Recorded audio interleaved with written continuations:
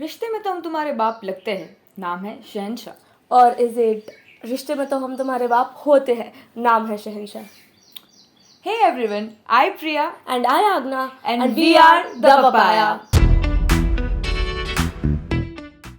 Here we unravel some random stuff as we are very random. Or as I like to call it, let's delve into the entropy. That too, today we are diving into a phenomenon which is large people connecting into a set of false memories and making them question their own beliefs and memories again and even reality itself. The Mandela Effect. Oh yes, where your brain decides to play gotcha with your childhood memories.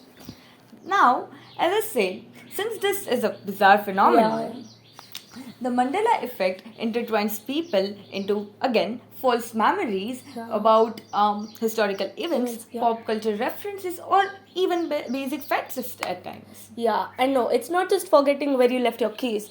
This stuff is very trippy, okay. So let's get started with its name itself, the Mandela Effect. Why is it called that, Priya? Great question, Amna. So, it is named after Nelson Mandela, the former South African president and an anti-apartheid revolutionary. So, most of the people, in fact, like a lot of them, especially in the 1980s, vividly remember hearing news about him dying in the prison. Okay, so spoiler alert, he did not die. In fact, he was released in 1990 and lived until 2013. Right. But the news was so widespread that when people came to know that he was in turn alive, it shook them to their core. And hence the term Mandela Effect was born. Yeah, exactly. It's crazy how people think as a collectively. Carl Jung, guys. Collective unconsciousness.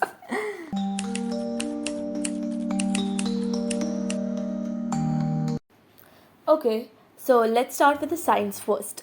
Psychologists call this false memory. Our brains love patterns but hate details. Totally. And it's like that when you see a bear in the cloud and your brain goes like, yep, that is definitely Winnie the Pooh. But in reality, it is just mere condensation. Yeah, exactly. It is best explained by the phrase neurons that fire together, wire together, attributed to Hebb's rule, which underscores the foundation of synaptic plasticity, which is a cornerstone of brain evolution and psychological function. Further suggesting that when two neurons are activated simultaneously, the synaptic connections between them strengthen, and which just makes the future communication more efficient. This forms a principle for the biological basis, mainly for learning, memory consolidation, or even adaptation. Yeah, exactly. Another example is when you remember Pikachu had black tipped tail. Spoiler, he does not. It just betrayed my childhood on like so many levels. Yeah, oh my god. Okay, so some experts also tell ki it is because of confabulation, which is a memory error, wherein someone, I say, creates false memories or distorts or misinterprets the existing memory. So, like, brain fills in gaps in memory with whatever makes sense. So, autocorrect for the brain, but make it worse. Yeah, exactly. And when we get, I say, these things in mass or when millions of people do it together, we get shared delusion, aka collective consciousness. Again, Carl Jung for the win, but that was for unconscious. Yeah. Just the different terms. Nevertheless, one thing I can infer is that humanity is an essentially one big unreliable narrator. Cool, I guess. Yeah. Now, let's crank this up to quantum theory. Ever heard of Schrodinger's cat? Okay, the poor cat who is simultaneously dead and alive until someone chooses to check up on it. Yep. Yeah, exactly. What if reality works like that? Every decision, every moment creates a branching timeline. So basically, in one timeline, Nelson Mandela is as good as dead, but in the other, he's actually the president. Bingo! What if Mandela Effect could be a glitch where memories bleed through alternate universes? How could that even happen? Unless TVA isn't doing a great job. Oh yeah, absolutely. This can be best explained by none other than you, Everett. Again, go watch Grandfather's Paradox. You Bala are video. on gunpoint. Yeah, go watch that video. So basically, as Hugh Everett quoted, that every decision you make actually opens up more new universes. Yes. Again, moving on to conspiracies regarding opening of such portals. It is concerned with the CERN. Concerned with the sun. Okay, so here we go, and let me guess, Agna. So the scientists at CERN decided to, just run the Yeah. Large Hadron Collider and, smash some particles, and whoops, the reality got shuffled like the deck of Uno cards. Exactly.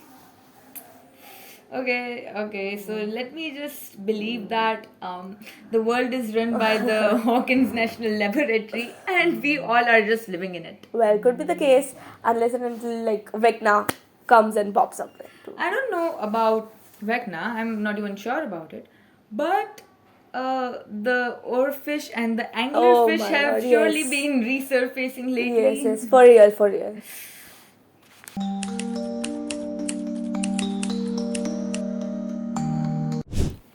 Okay, let's get weird. That's the goal. The simulation theory. What if none of this is real? Okay, dude, so you mean like we're the Sims? Totally, Agna. The Mandela effect could, just be the bug in the code where someone just forgot to delete the fruit of the loom code, the file. Yeah, exactly. This idea suggests that we're living in advanced computer program. Like, think about the Matrix, but less Keanu Reeves and more bugs in the code. So the glitches in the Mandela effect are basically our developers Yeah. forgetting to debug. Yeah, exactly. So, philosopher. Just no less Keanu Reeves, please. Oh, okay, whatever. Okay, so philosopher Nick Bostrom actually told Ki there's like huge chance that we're in simulation because if future civilizations have insane computing powers that definitely run as a simulation of our ancestors, and voila, we're the Sims.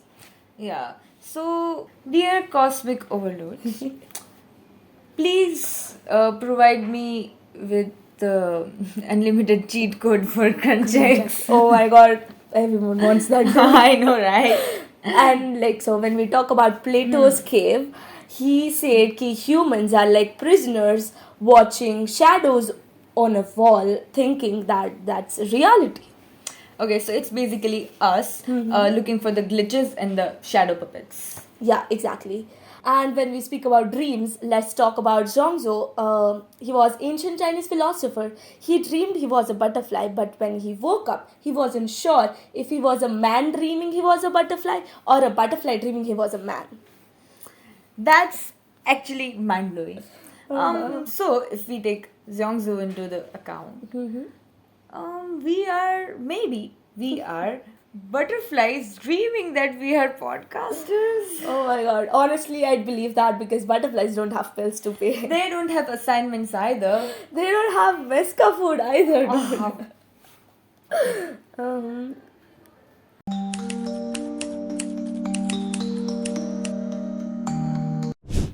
Let's reel it back.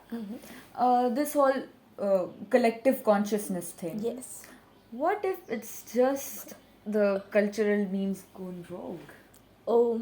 Yeah. So like everyone in the group chat like misremembers everything and then it becomes a canon.